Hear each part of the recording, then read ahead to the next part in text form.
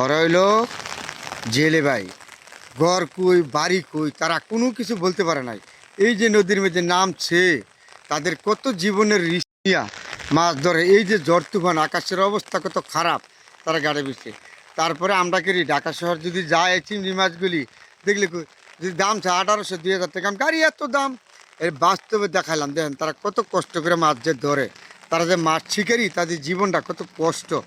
নদী নালা যারা মাছ ধরে উপসাগরে, তা বাস্তবে আজকে দেখালাম এই প্রতিষ্ঠা। এই বৃষ্টির মেঝে আমরা ছাতার তলে দাঁড়াই, আর আর নদীর মেঝে মাছ ধরতেছে। কোথায় পরিবার, কোথায় ঘরবাড়ি। আর যদি বেশি রকম নদীর মেঝে তাকে ঝড় তুফান আসে, তাদের কিন্তু জীবনের একটা রিস্ক নিয়ে তারা নদীর মেঝে মাছ ধরে। দেখলেন, এগুলি বাস্তব ঘটনা। আসলে সব কাজ কোনোটাই ছোটো না। তা আমরা মানুষকে ঘৃণা করি, হাল্লা করি, জেলে ভাই মনে করি নদীতে মাছ ধরে পুঁজি লাগে না। এটাই বাস্তব। কত পুঁজি খাটায় দেখেন, এই জালটাতে দেখেন প্রচুর টাকা এই জালটা। এরপরে তাদের নৌকা পুঁজি, এরপরে কষ্ট করে ধরে এই নদীর মেঝে থাকে। আকাশের অবস্থা খারাপ, এই বৃষ্টির মেঝে তাকে থাকতে হইবে নদীর মধ্যে। যে সময় আকাশ আবার ভালো হবে, এই সময় আবার চলে যাবে নদীতে মাছ ধরতে। কারণ মাছ না ধরলে তো তাকে চলবে না, তার রুজি রোজগার হইলে মাছের রূপে। আমরা তো মনে করেন অফিস আদালতে বইয়া কলম গুতাইয়া আমরা খাইয়া বয়ে থাকি, হয়ে থাকি। আর যারা ঘুষখোর সুদখোর তারা বুঝেন কত কষ্ট যে তারা পরিশ্রম করে।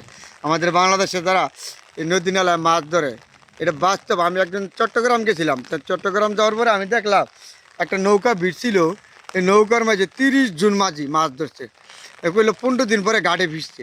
আমি অবাক হয়ে গেছি গা। এই যে আবার দেখেন না, টিভির মেঝে দেখেন না মাঝিরা আড়াই জায়গা থাকে না নদীর মেঝে ঝড় তুফান এলে ওরাও এই জীবনের রিস্ক নিয়ে তারপর রিজিকের জন্য তারা রাস্তা এই নদীর মেঝে পড়ে থাকে।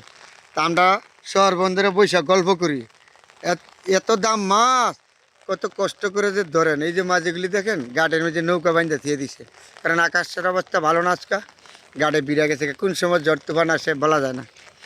আর ঠিক এইটা পদ্মা নদীর পার, এলে শিমুলিয়া ঘাট বলে, এটা শিমুলিয়া ঘাট। এইগুলি শুধু শুধু দেখেন না, এই সবগুলি হলো মাছ ধরার ট্রলার। এই দিন আরেক কাকায় যে এই ট্রলারটা কোনো বাইয়া নিতেছে, এগুলি মাছ ধরার ট্রলার। বাস্তবে আমি আসলাম একটা কাজে, পরে আপনাদের সাথে শেয়ার করলাম। দেখলাম কত কষ্ট যে জেলিভাইরা করে, বাস্তবে দেখাইলাম আজকে। নদী নালার মাঝে থাকে তারা, দিন রাত 24 ঘন্টা ঝড় তুফান তাদের মাথার উপর দিয়ে যায়। এই যে আরেক কেমন মুরব্বী কাকা, এই যে যাতে মাথা ভিজা, কাপড় ভিজা, সব সময় ভিজা থাকে।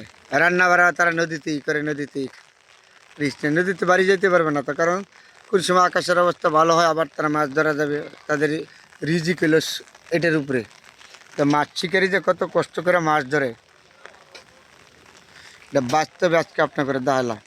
দেখছেন এই যে জালগুলি ঠিক করতে আছে আবার এখানে, কত কষ্ট মাঝিরা মাছ ধরে। এই আবার বলেছি যে পদ্মা নদীর পার, এটা শিমুলিয়া ফেরিঘাট থেকে আপনাকে শেয়ার করছি। দোয়া করবেন মাঝি ভাইদের জন্য, তারা তারা যে মাছ ধরে জেলেবেরা অনেক কষ্ট করে।